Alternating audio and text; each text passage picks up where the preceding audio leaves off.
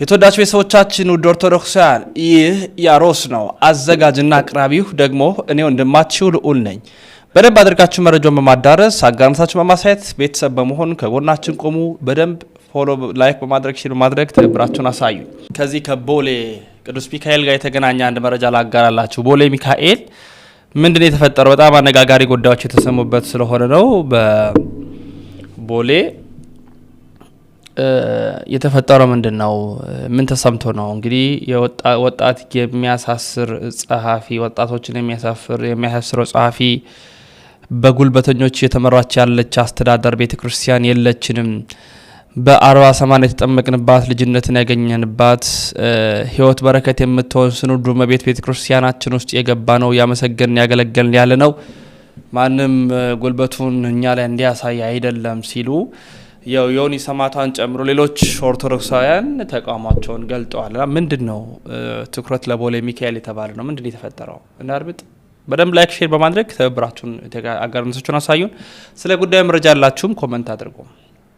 ከሰሞኑን የተለያዩ መረጃዎችን ሳቀብላችሁ ነበር። በተለይ ደግሞ በአዲስ አበባ ሀገረ ስብከት ውስጥ የሚገኙ ገዳማትና አድባራትን በተመለከተ ከኋላ የምትመለከቱት የቦሌ ደብረ ምሕረት ቅዱስ ሚካኤል ነው። በተለይ ደግሞ ከሰሞኑን እሳት ተነስቷል፣ ችግሮች ተፈጥሯል። ይህንን ደግሞ የሚመለከተው የክፍለ ከተማ እንዲሁም የአዲስ አበባ ሀገረ ስብከት ችግሮችን ለይቶ እንዲፈታ ነው። በተለይ ደግሞ ኦርቶዶክሳውያን ምዕመናን የጠየቁት ኮፒሊንግ ሼር ሪፖርት ዛሬም ድረስ ለቤተ ክርስቲያን የሚያስቡ ወጣቶች እየታሰሩ ይገኛሉ። ይህ በምስሉ ላይ የምትመለከቱት ግለሰብ በቦሌ ቅዱስ ሚካኤል ቤተክርስቲያን ዋና ጻፊ ሆኖ ሲሰራ የነበረ ነው። ከ17 ሚሊዮን ብር በላይ አጭበርብሮ ለግል ጥቅሙ ባዋለበት ጊዜ የደብሩ አካባቢ ወጣቶች እንዲሁም ሰንበት ተማሪዎች ደርሰው ለምን ብለው በሚጠይቁበት ሰዓት ለምን ብሎ የጠየቁትን ባለማተቦች እያሳሰራቸው ይገኛሉ። እኔ ገንዘብ አለኝ፣ እኔ አቅም አለኝ እያለ ማንም አይነካኝም እስከ ቤተ ክህነት ድረስ እያለ ዛቻ እያቀረበባቸው ይገኛል። በዚህ ጉዳይ ላይ ሶሻል ሚዲያ ላይ እየሰሩና እየተንቀሳቀሱ የሚገኙ ወጣቶችን አሳሰራቸዋለሁ፣ አስይዛቸዋለሁ እያለ እየዛተባቸው ይገኛል። ቤተክርስቲያን የማንንም ሆድ የምትሞላ አይደለችም። ይልቁንስ ካወካትና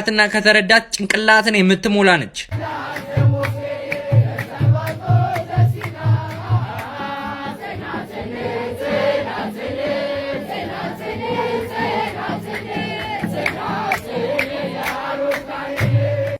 ከመናገር ወደ ኋላ አንልም። በቤተ ክርስቲያን ከመጣክ ይኸው ክሬ ነው። ከመናገር ወደ ኋላ አልልም። የማንም ውዳቂ መሽገር መጥቶ ይችን ቤተ ክርስቲያን ተጣብቆ ይቦጠቡጣታል።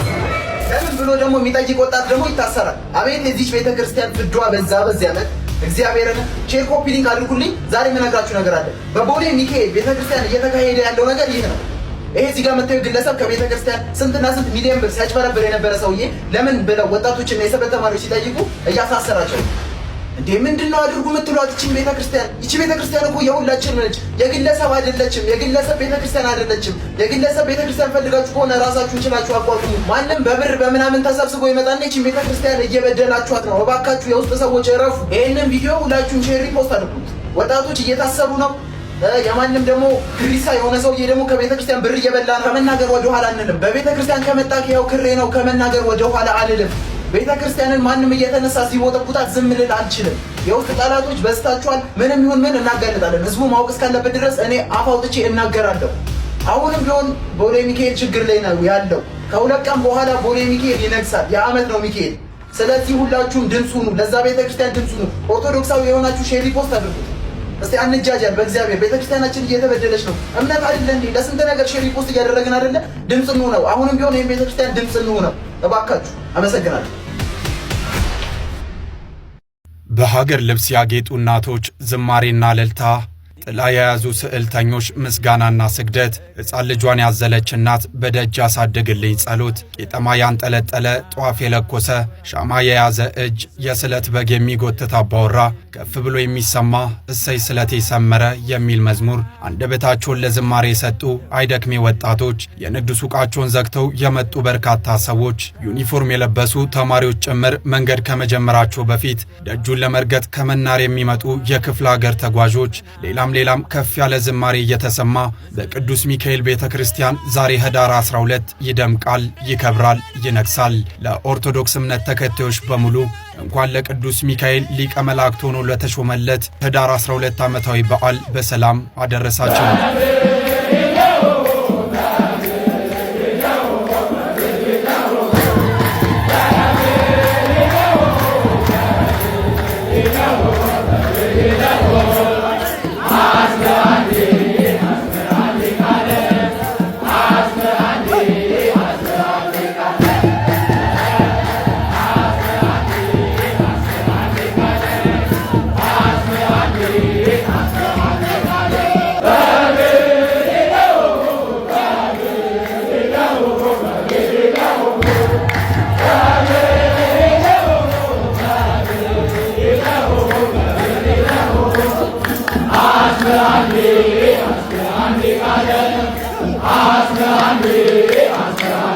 ህዳር 12 ቀን የቅዱስ ሚካኤል ዓመታዊ በዓል ለምን ይከበራል? ቅዱስ ሚካኤል ዲያብሎስን ድል ያደረገበት ቀን ስለሆነ፣ ቅዱስ ሚካኤል የእስራኤልን ሕዝብ ከግብጽ ባርነት መርቶ ያወጣበት መታሰቢያ ስለሆነ፣ ቅዱስ ሚካኤል ለነብዩ ዳንኤል የተገለጠበት ቀን ስለሆነ፣ ቅዱስ ሚካኤል በ10ሩ ነገደ መላእክት ላይ አለቃ ሆኖ የተሾመበት ቀን ስለሆነ፣ ቅዱስ ሚካኤል የእስራኤልን ሕዝብ ከግብጽ ባርነት መርቶ ያወጣበት መታሰቢያ ስለሆነ። ስለ ሊቀ መላእክት ቅዱስ ሚካኤል ምን ያህል ታውቃላችሁ?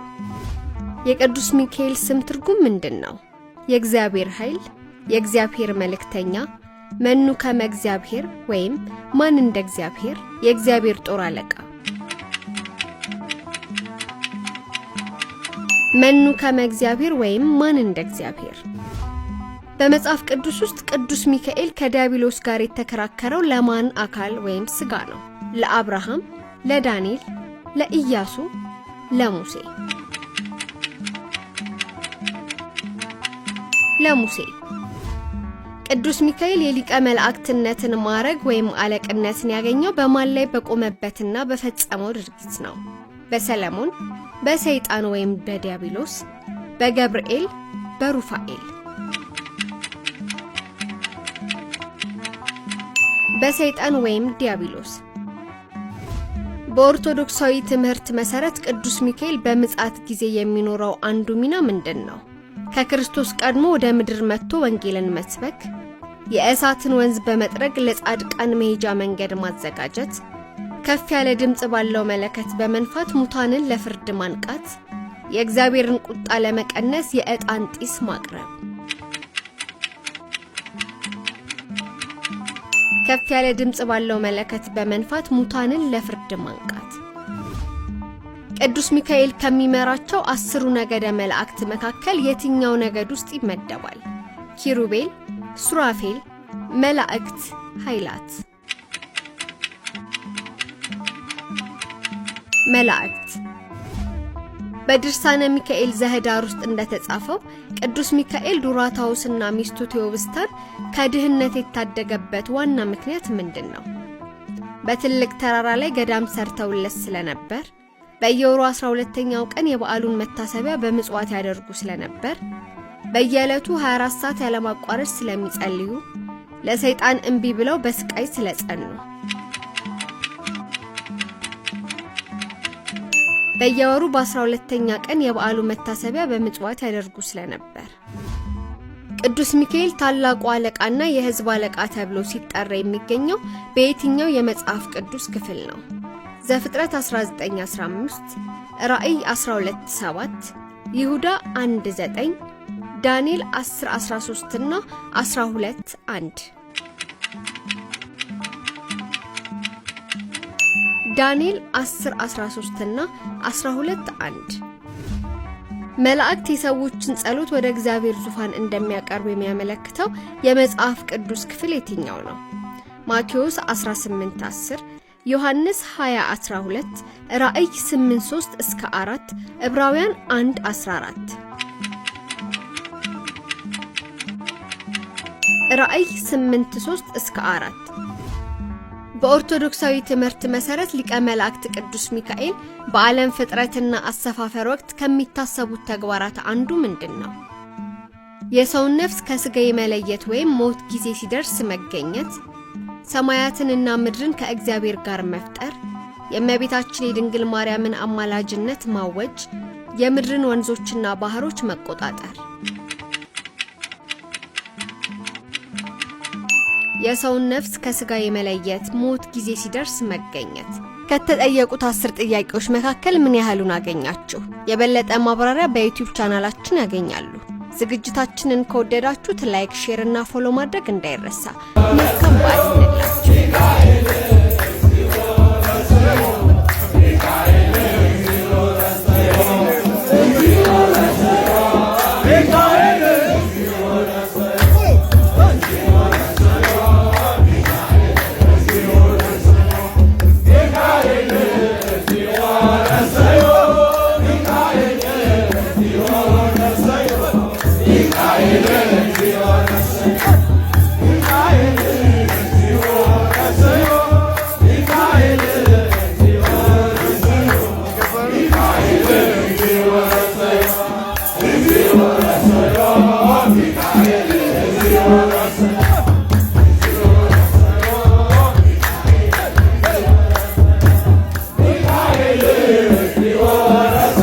ሚካኤል ለኢያሱ ተገለጠለት። የሰራዊት አለቃ ሆኜ መጥቻለሁ ያለው ሚካኤል ነው።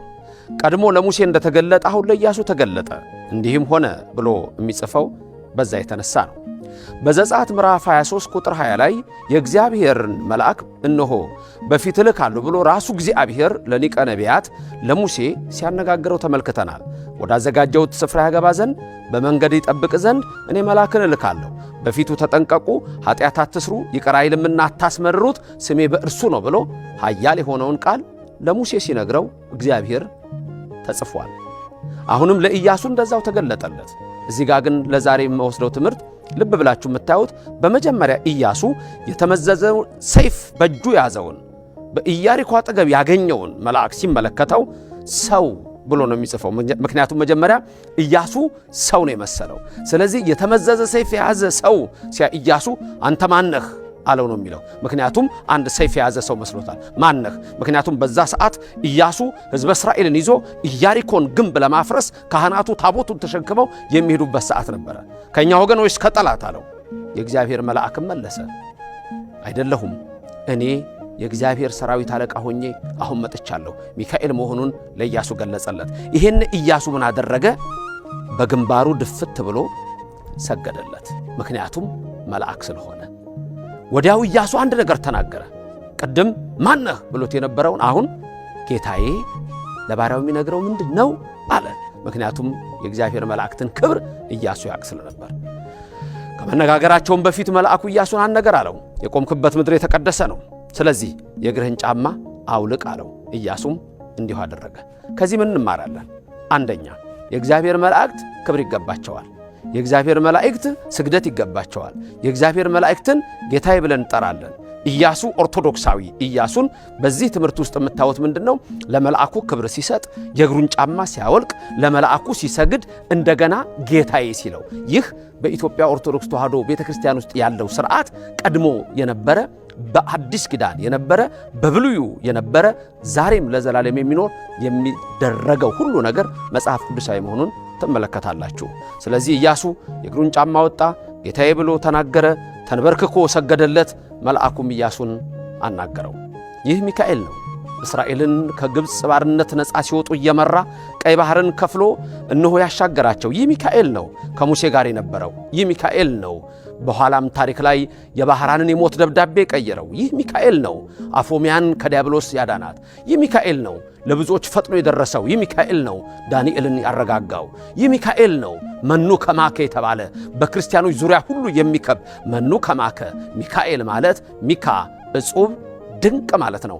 ኤል ማለት እግዚአብሔር ማለት ነው። ሚካኤል ማለት እጹብ ድንቅ የሆነ እግዚአብሔር ማለት ነው። ይሄ እጹብ ድንቅ የሆነ እግዚአብሔርን እነሆ ስም የተሸከመ መኑ ከማከ እንዳንተ ያለ ማን ነው የተባለ የእግዚአብሔርን ስም የያዘ ቅዱስ ሚካኤል ሁልጊዜ ሊጠብቀን የታመነ ነው። ሁልጊዜ ሊደግፈን የታመነ ነው። ሁልጊዜ ከዲያብሎስ ቁራኛነት ሊያወጣን የታመነ ነው። ሁልጊዜ በክንፉ ሊጋርደን የታመነ ነው። ሁልጊዜ በብርሃን መስቀሉ ሊባርከን የታመነ ነው።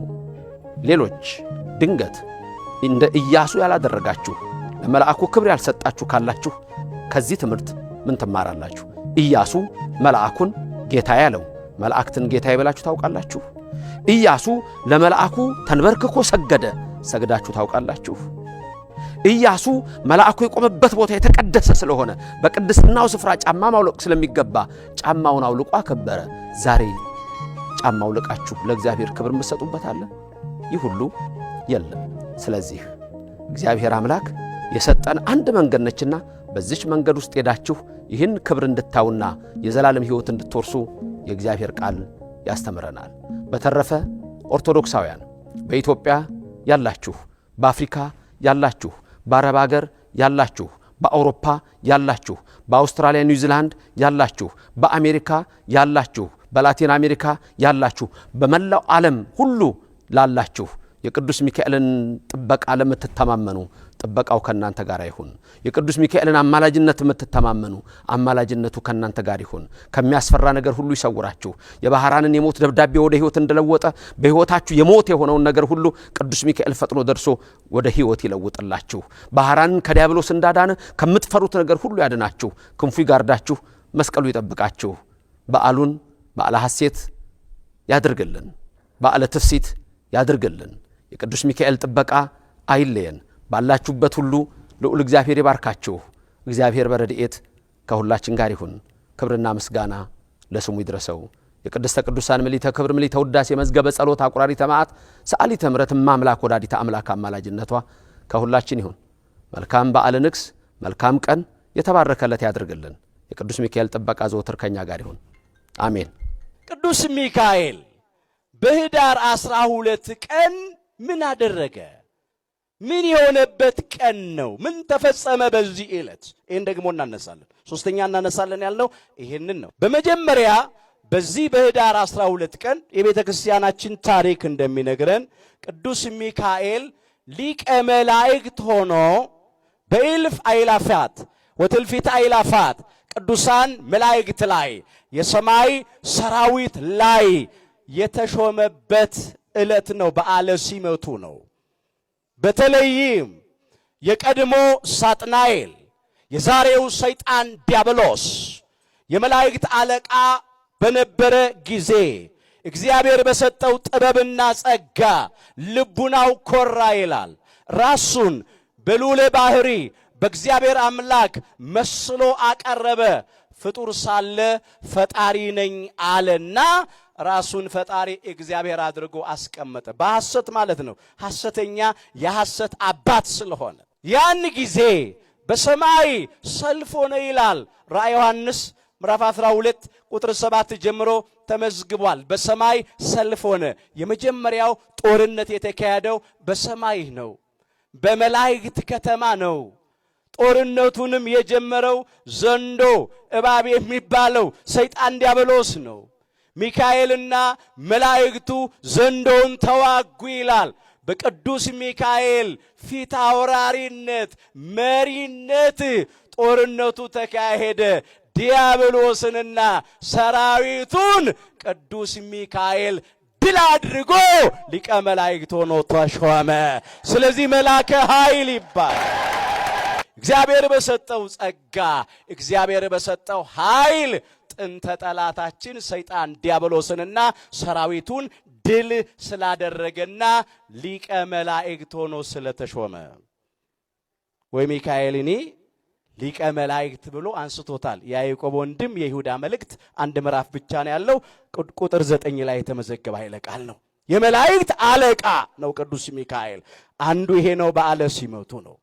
ሁለተኛው በኅዳር 12 ቀን የምናከብረው በዓል ምንድነው ስንል እስራኤል ዘስጋን ከግብጽ ከባርነት ቤት ነፃ ያወጣበት መታሰቢያ በዓል ነው።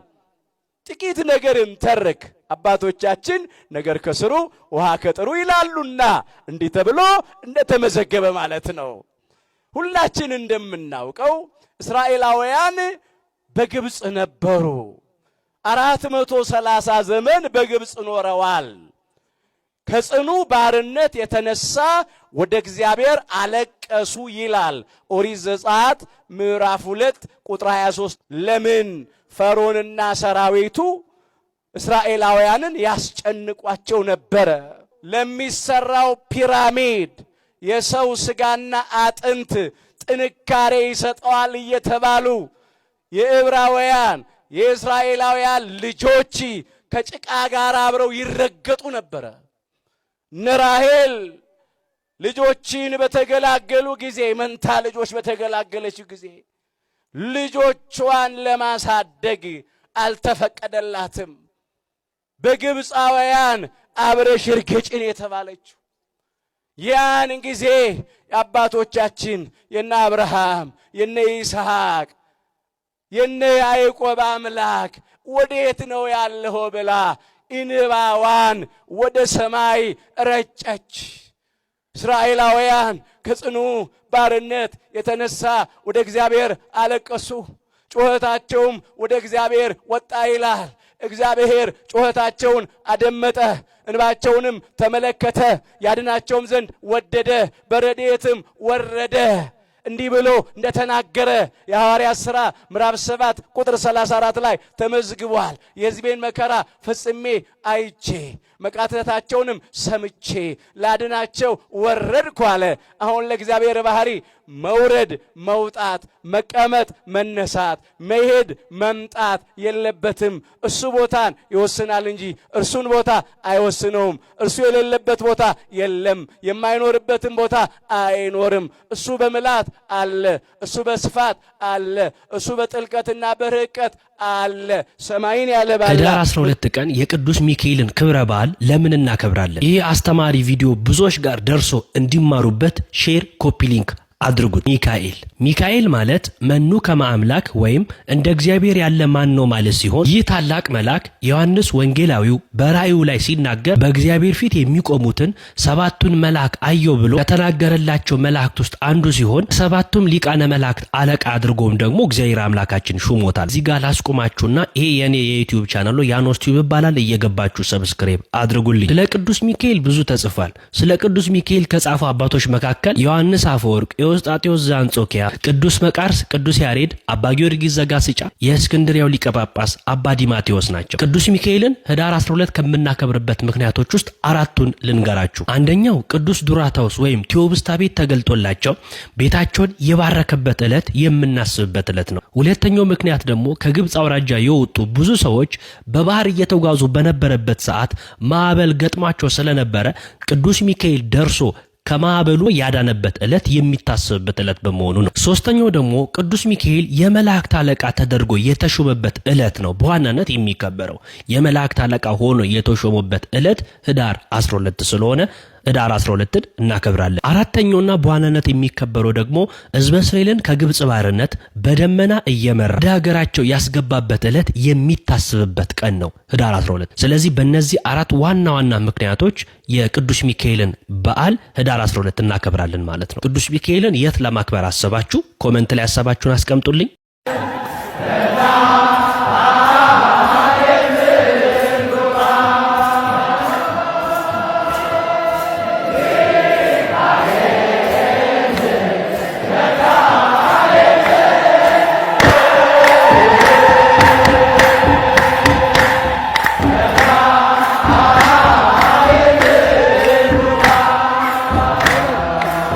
ቅዱስ ሚካኤል ያድነናል። ቅዱስ ሚካኤል ይጠብቀናል። ቅዱስ ሚካኤል አማላጃችን ነው። ቅዱስ ሚካኤል ሁልጊዜ ከኛ ጋር ሆኖ መውጣት መግባታችንን፣ መዋል ማደራችንን፣ ሁለንተናችንን ይጠብቃል የምንለው መጽሐፍ ቅዱስን መሰረት አድርገን ነው። በመንገድ ሁሉ ይጠብቁ ዘንድ፣ መውጣት መግባትህን ይጠብቁ ዘንድ፣ መዋል ማደርህን ይጠብቁ ዘንድ፣ ከጠላት ሁሉ አሰራር ጠብቀው ሊያግዙ ሊረዱ እግዚአብሔር ሁልጊዜ መላእክቱን እንደሚያዝ መዝሙረኛው ዳዊት መዝሙር 90 ቁጥር 11 ላይ ምን አለ? በመንገድ ሁሉ ይጠብቁ ዘንድ መላእክቱን ስላንተ ያዛቸዋልና እግርህም በድንጋይ እንዳትሰናከል በእጆቻቸው ያነሱሃል ይላል። መልአኩ የምልጃ ጥያቄን የጠየቀው የማትምራቸው እስከመቼ ነው ብሎ አማለዳቸው። ለማን? ለእስራኤልና ለይሁዳ ከተሞች በግብፃውያንና በእስራኤላውያን መካከል ደመና አደረገ ይላል። በግብፃውያንና በእስራኤላውያን መካከል ጨለማ ሆነ። ከፊት እየመራ የነበረው የእግዚአብሔር መልአክ ከኋላ በኩል ደግሞ መከታ ሆናቸው። በጠላት እንዳይጎዱ፣ በጠላት እንዳይጨነቁ፣ በጠላት እንዳይበሉ ከኋላ እየጠበቃቸው ወደ እግዚአብሔር መንግሥት ስንጓዝ በመንገዳችን ሁሉ የሚጠብቁን፣ በመንገዳችን ሁሉ የሚረዱን፣ በመንገዳችን ሁሉ የሚገጥመንን እንቅፋቱን እሾውን ሁሉ እየነቀሉ መንገዳችንን የሚያስተካክሉት ቅዱስ ሚካኤል ከፊት እየቀደመ እሾሁን እየነቀለ ከፊት እየቀደመ እንቅፋቱን እያስወገደ ከኋላ ደግሞ ደመና እየጋረደ በሁሉ በጉዞ ላይ መልአኩ ቅዱስ ሚካኤል እንደሚጠብቀን መጽሐፍ ቅዱሱ ያስረዳናል፣ ይነግረናል ማለት ነው። ቅዱስ ሚካኤል እየመራን ነው። ቅዱስ ሚካኤል እየጠበቀን ነው። ቅዱስ ሚካኤል ከኛ ጋር ነው። ይህ የሚጠብቀንን መልአክ፣ ይህ የሚመራንን መልአክ ከፊትና ከኋላ ጋሻና መከታ ሆኖ ከኛ ጋር ያለውን ቅዱስ መልአክ ማክበር እንደሚገባን ደግሞ እግዚአብሔር ሲናገር እንደዚህ አለ። በፊቱ ተጠንቀቁ አለ። ቃሉንም አድምጡ፣ ስሜ በእርሱ ላይ ስለሆነ ኃጢአት ብትሰሩ ይቅር አይልምና አታስመርሩት በማለት ይናገራል። ሚካኤል ማለት ማን እንደ እግዚአብሔር ማለት ነው። እውነት ነው። እንደ እግዚአብሔር ያለ አባት፣ እንደ እግዚአብሔር ያለ መሐሪ፣ እንደ እግዚአብሔር ያለ ይቅር ባይ፣ እንደ እግዚአብሔር ያለ ቸር ማንም የለም። የእግዚአብሔር መልአክ እግዚአብሔርን በሚፈሩ ሰዎች ዙሪያ ይሰፍራል ያድናቸውማል ተብሎ ተጽፏል። ይሰፍራል አለ ማንም በሚፈሩ እግዚአብሔርን በሚፈሩ እንደ እግዚአብሔር ቃል በሚኖሩ ለእግዚአብሔር በሚታዘዙ የእግዚአብሔርን ቃል በሚሰሙ ሰዎች ዙሪያ ይሰፍራል። ከዚያስ ያድናቸዋል አለ። ትኩረት ያስፈልገዋል። በነገራችን ላይ በጣም በቤተ ክርስቲያን አስተዳደር ውስጥ ከባድ የተባሉ ነገሮች አሉ። ያንን መቅረፍ አለብን። ያንን መስበር አለብን። ማስተካከል አለብን። መስተካከልም አለበት ብዬ አስባለሁ፣ አምናለሁም። ስለዚህ ትኩረት ሊሰጥ ይገባል በደንብ ማለት ነው። ትኩረት ያሻዋል ብዬ አስባለሁ። የሚመለከታችሁና መረጃ ያላችሁ አካላት በደንብ ብታደርሱኝ ጥሩ ነው። የተወዳችሁ የሰዎቻችን የዛሬ መረጃዎቻችን ይህን ይመስላሉ። መረጃው ለመላው ዓለም እንዲዳረስ ላይክ፣ ሼር በማድረግ ትብብር አጋርነታችሁን በማሳየት